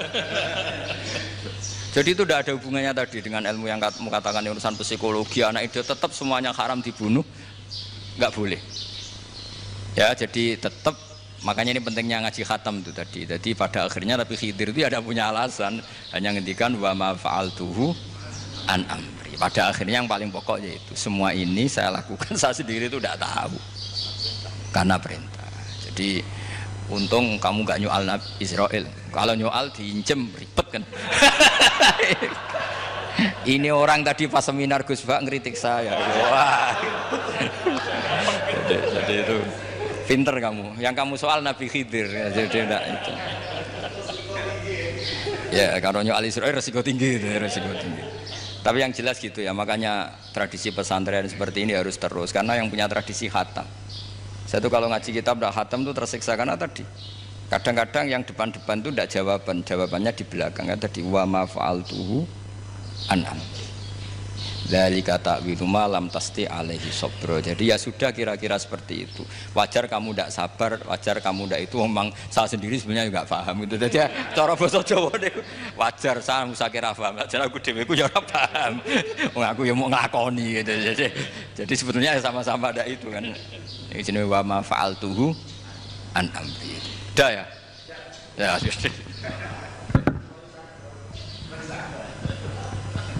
sudah ya. Nggak perlu dijawab katanya beliau. Baik Bapak Ibu semuanya yang saya hormati, dan saya tidak harus menyimpulkan karena kalau menyimpulkan malah itu mendukuri ulama kan gitu. Itu nggak tawadhu lagi malah itu khawatir kualat kalau. Baiklah mungkin hanya kita tutup dengan berdoa yang dipimpin oleh Gus Bah. Nggih betul napa-napa dan setelah itu nanti kita foto bersama nonton. Al-Fatihah. Alhamdulillahirabbil alamin. Ya Rabbana wa ya